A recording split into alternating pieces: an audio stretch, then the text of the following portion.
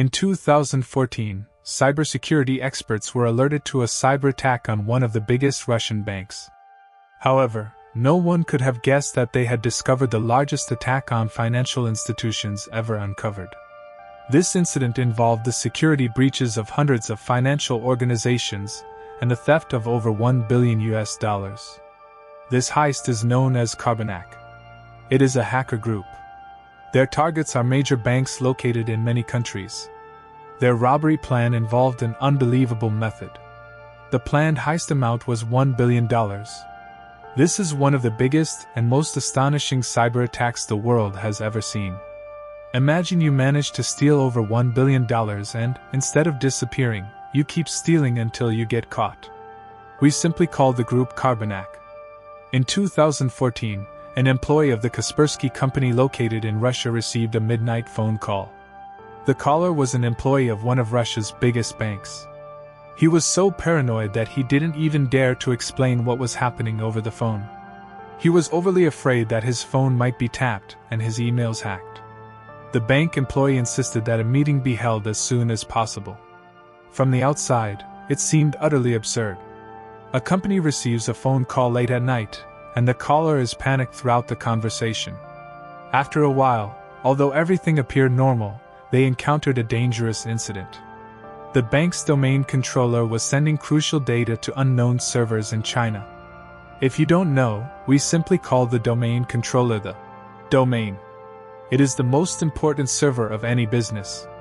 Also, if you can reach the domain controller, you take control of everything on that network. I can say that this is the most innocent part. This means that the person who seizes control can do everything from looking at customer data to adding and withdrawing money. They can send billions of dollars from normal accounts, and even through the SWIFT banking system. Of course, these are the exaggerated parts of the story. Under normal circumstances, it is almost impossible for someone to enter the domain controller of a bank worth billions of dollars. But whatever happened, this bank's data in Russia had already started being sent to unknown servers in China. Kaspersky, the cybersecurity company founded in Russia in 1997, immediately took action. They analyzed the phones on every network and the computers connected to the banking networks. At first, they didn't find any threat. But VNC, a screen-sharing software, had been installed on some computers. Cybersecurity experts started asking the bank about this issue. However, the employees said that none of them had installed such software. A specialist from the Kaspersky team suspected that the bank employees were being secretly monitored. He sat at a computer in the bank and opened a blank text document. He then typed "Hello" on this page. He waited for a while and kept waiting until a response came to his message. "Hello, you can't catch us." In fact, everything was clearly revealed. The computer was compromised. This message spurred the Kaspersky experts into action. Who were these mysterious hackers, and how had they taken control of one of the bank's most critical servers? As the research continued, they learned that a bank employee had received an email from someone claiming to be a customer. But there was something they didn't know. This email was entirely fake, and frankly, it could make things even worse. The hackers had equipped the email with malware, and it was activated when the bank employee opened it. Consequently, VNC software was added to the computer in question. In these types of attacks, hackers tried to create a sense of trust by sending emails that imitate real people or businesses. After compromising the computer in question, they could now monitor and control it remotely. The group began rapidly transferring the control from the compromised computer to other computers connected to the network. Their target, as you might guess, was to reach the administrator's computer. The next stage of the operation starts right here. They begin slowing down the administrator's computer by opening a large number of background applications. Finally, they wait for one of the bank employees to contact the support team to fix the computer. It happened exactly as they thought. While the team enters passwords to solve the problem, the hackers record every keystroke and capture the passwords. They log into the administrator account and infect the bank's remaining networks with the virus. After this, they do nothing for months. They silently watch the bank's employees, observing how they work. They record every move, every transaction, and every security procedure. This group, acting like a ghost, decides to take action after learning everything about the bank's operations and thus initiates the grand robbery. However, I draw your attention, this is not an armed robbery. Their first plan was to impersonate senior bank employees and send large amounts of money to their accounts through the international banking system known as SWIFT. The second was to send it using the bank's e-payment system. They sent the money mostly to other accounts located in China and the USA. These accounts were then emptied by the group's loyal operatives. The hackers had access to the entire internal network of the bank. They could remotely control the bank's ATMs and withdraw money whenever they wanted. These were specially selected ATMs located in remote areas. As I said, some loyal operatives were secretly collecting the money. These methods I listed are quite astonishing, but the most interesting one was their final plan. They specifically targeted accounts that contained small amounts of money. They would inflate these, and take the difference for themselves. However, while everything was going well, they made their first mistake in this part. They inflated the account of an elderly man who had only 34 Russian rubles in it. If you don't know, 34 rubles is equal to 40 cents US dollars. The next morning, when the elderly man logged into his account, he saw that he had over 10 million rubles. This is approximately $136,000 US dollars. The bank thought this was its own mistake and did not launch any investigation.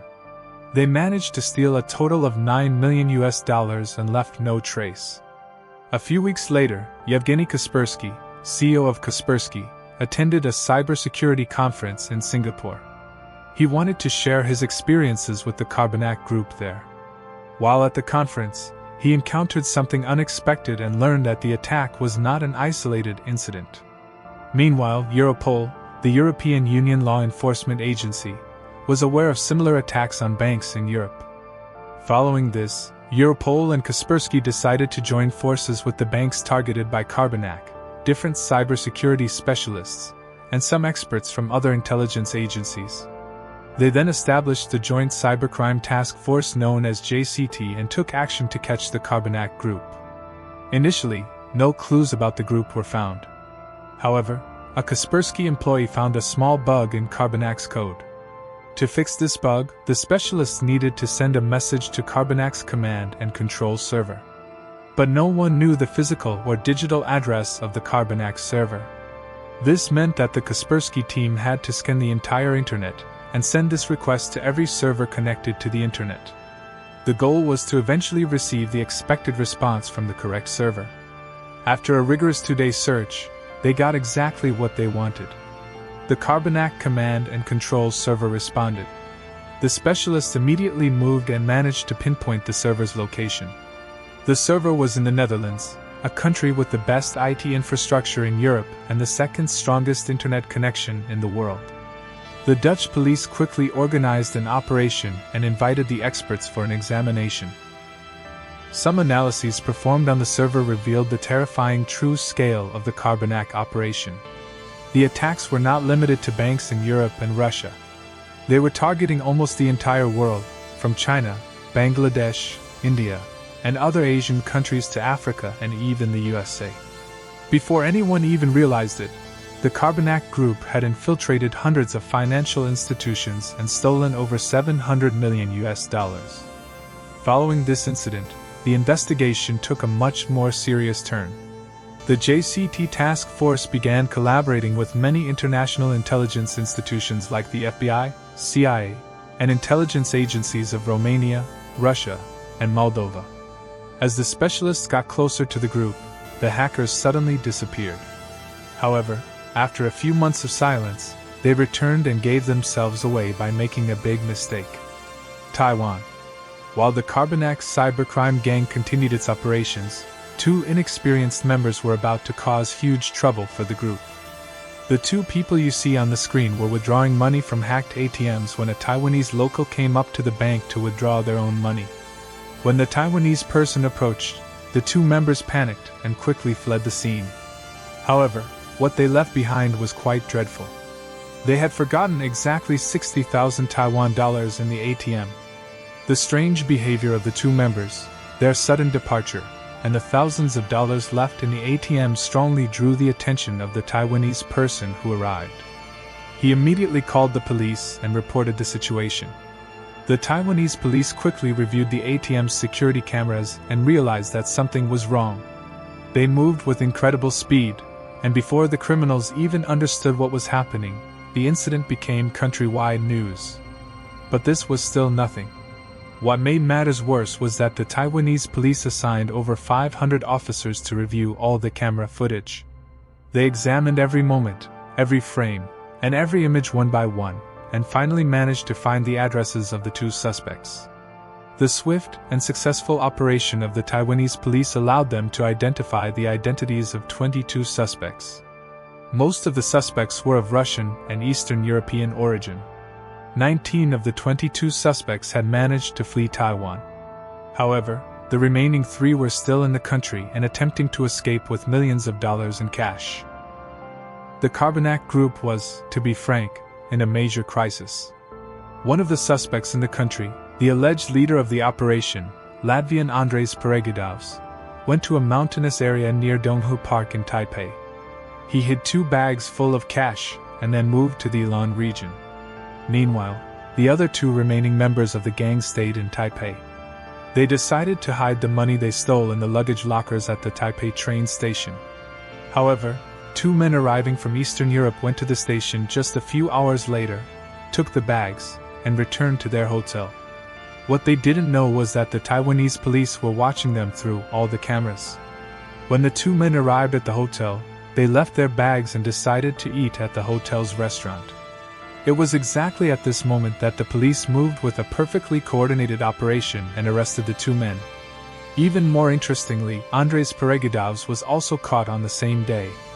The Taiwanese police had achieved what no one had been able to do anywhere in the world. Although the people caught were only low-level criminals, the Taiwanese authorities made the first major arrests in the Carbanak case. It was at this point that the major captures, going after the group's leaders, started. Spain. Spanish authorities were investigating a criminal organization that was laundering money in the country. With the help of Interpol, the Spanish police managed to identify who delivered the laundered money and who the customers of these criminals were. Completely by coincidence, one of the money launderer's customers turned out to be a Ukrainian computer specialist named Dennis K. An in-depth investigation into this man revealed that he had connections with Russian and Moldovan mafias and coordinated many cyber attacks for these groups. Furthermore, Dennis K. and the mafia groups had been collaborating since 2013. While the mafia provided him with some important connections, Dennis K. was paying 40% of his profits to these Eastern European criminal organizations. The man they had been chasing for years was exposed by a chance operation. Dennis K. and 3 members of the gang were arrested in the port city of Alicante in 2018. When the police raided the suspects' properties, they found boxes full of jewelry, 2 BMWs, and exactly 15,000 Bitcoin. At the time, the value of these Bitcoins was approximately $150 million US dollars. Currently, this value is around $1.3 billion.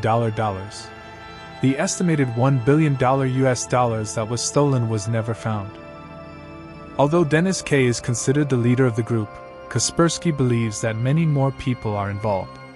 Despite Dennis K.'s capture, this criminal organization is still active today and continues to steal millions of dollars every year.